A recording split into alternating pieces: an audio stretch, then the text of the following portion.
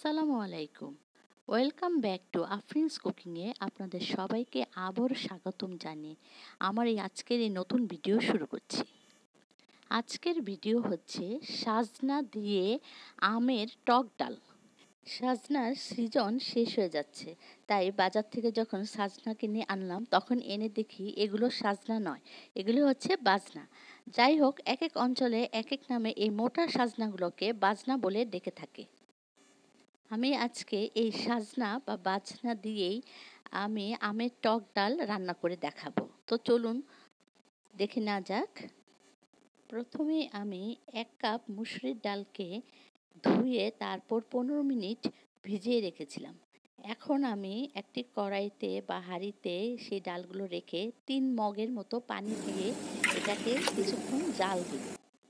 এই ডালটাকে যখন আমি ঢেকে সিদ্ধ করব, তখন কিছুক্ষণ পরই এটার পানিটা বলক যখন আসবে, হালকা সিদ্ধ হয়ে এসেছে ডালটা, এখন আমি এক এক করে এতে কিছু মশলা অ্যাড করব। এখন এতে আধা চামচ হলুদ গুঁড়া এবং আধা চামচ মরিচ গুঁড়া আর আধা চামচ ধনে গুঁড়া এতে আমি দিয়ে দিয়েছি। আর সাথে আদা বাটা ও রসুন বাটা পরিমাণ একসাথেই আমি আধা চামচ এতে দিয়ে দিয়েছি। এতে স্বাদমতো কিছু লবণও এতে দিয়ে দিচ্ছি এবং একটি বড় পেঁয়াজ কুচি করে কেটে এখানে দিয়ে দিচ্ছি। সব কিছুকে এখন ঢেকে আরও কিছুক্ষণ সিদ্ধ হতে দেব। এরপর আমি একটি বড় টমেটোকে 4 ফালি করে কেটে এতে দিয়ে দিচ্ছি। তারপর আরও কিছুক্ষণ সিদ্ধ হলে এরপর একটি ডাল ঘুটনি দিয়ে আমি এটাকে ভালো করে ঘুটে নিব। আর এখানে বলে রাখছি যে যারা আমার ভিডিওগুলো ফেসবুক থেকে দেখছেন তারা আমার পেজটিকে ফলো করতে ভুলবেন না।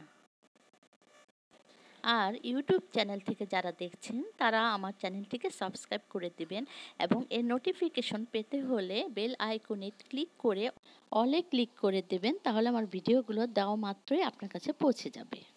এখন আমি ওই সাজনা বা বাজনাগুলোকে আমি কেটে নিয়েছি টুকরো টুকরো করে, এবং এর আগে আমি ছিলে নিয়েছিলাম, আঁশ ছাড়িয়ে নিয়েছি। আর এখন ওই ডালে আমি ওগুলো দিয়ে দিচ্ছি। এই ফাঁকে আমি আরেকটি আম কেটে নিয়েছিলাম, সেটাকে 4 ফালি করে এটাও আমি দিয়ে দিয়েছি ডালে। সাজনা ও আমগুলো যখন ভালো করে সিদ্ধ হয়ে এসেছে, তখন আমি এটাকে রসুন কুচি ও তেল দিয়ে এটাকে বাগার দিব। এর জন্য আমি একটি বড় রসুন কুচি করে নিয়েছি এবং 1 টেবিল চামচ তেলে এটাকে হালকা লাল করে ভেজে নিয়েছি। ভাজা রসুনগুলো আর তেলগুলো আমি ডালের উপরে ঢেলে দিয়েছি। কিছুক্ষণ নেড়ে চেড়ে আমি ঢাকনা দিয়ে আরও কিছু সময় পর্যন্ত ঢেকে রেখে দেব। এই ফাঁকে আমি আরও 4-5টি কাঁচামরিচও এখানে আমি দিয়ে দিচ্ছি, আস্ত কাঁচামরিচ। 1.5 চা চামচের মতো ভাজা জিরার গুঁড়ো আমি এখন এতে দিয়ে দিচ্ছি, এতে একটা এক্সট্রা ফ্লেভার আসবে। সবশেষে সব কিছু ভালো করে সিদ্ধ হয়ে আসলে এবং ডালটা আর একটু ঘন হয়ে আসলে আমি তারপর এই চুলার আঁচ বন্ধ করে দিয়েছি। তারপর এটাকে এখন পরিবেশন করব। সাজনা দিয়ে আমের টক ডাল খেতে যেমন ভীষণ স্বাদের, আর এই গরমের দিনে শরীরের জন্য উপকারী একটি তরকারি।